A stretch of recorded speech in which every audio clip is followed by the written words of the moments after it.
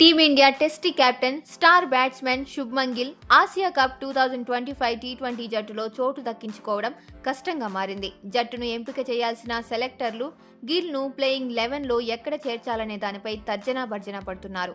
భారత జట్టు మేనేజ్మెంట్ ప్రకారం ప్రస్తుతానికి గిల్ టీ20 ఫార్మెట్ వ్యూహానికి సరిపోడని భావిస్తున్నారు. అందుకే గిల్ ను దుబాయ్కి పంపించే అవకాశం లేదని తెలుస్తోంది. టీ20 ప్రపంచ కప్ తర్వాత జట్టులో మార్పులు లేకుండా ఇప్పటికే ఎంపిక చేసుకున్న ఆటగాళ్లకే ప్రాధాన్యత ఇవ్వాలని మేనేజ్మెంట్ నిర్ణయించుకుంది. ఆగస్టు 19న జరిగే సెలక్షన్ కమిటీ సమావేశానికి ముందు ఈ పరిస్థితి గురించి బీసీసీఐ అధికారులకు తెలియజేయనున్నట్లు సమాచారం. ఇటీవల గాయం నుంచి కోలుకున్న సూర్యకుమార్ యాదవ్ టీమిండియా కెప్టెన్ గా కొనసాగనున్నారు. సెలక్షన్ కమిటీ సమావేశానికి ముందు జరిగిన అనధికారిక చర్చలలో గిల్ ఎంపికపై తీవ్రంగా చర్చ జరిగింది. గిల్ ను జట్టులో చేర్చుకోవాలంటే అతడిని ఓపెనర్ గా ఆడించాల్సి వస్తుంది. అయితే అభిషేక్ శర్మ, సంజు శాంసన్ ఓపెనింగ్ లో బాగా రాణిస్తున్నందున వారిని మార్చడం మేనేజ్మెంట్ కు ఇష్టం లేదు.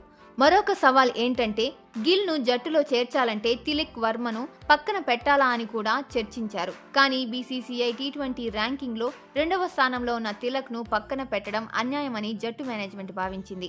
దీంతో గిల్ ను జట్టులో చేర్చి బెంచ్ కే పరిమితం చేయడం సరైనది కాదని నిర్ణయించుకున్నారు. బీసీసీఐలోని ఒక వర్గం ప్రకారం గిల్ ను జట్టులోకి తీసుకుంటే అతను నేరుగా టాప్ ఆర్డర్ లో బ్యాటింగ్ కు రావాలి. ఒకవేళ అతడికి మ్యాచ్లలో అవకాశం ఇవ్వకపోతే జట్టులో ఉంచడంలో అర్థం లేదు. అదే సమయంలో గతంలో బాగా రాణించిన సంజు శాంసన్ కు కూడా అన్యాయం చేసినట్లవుతుంది.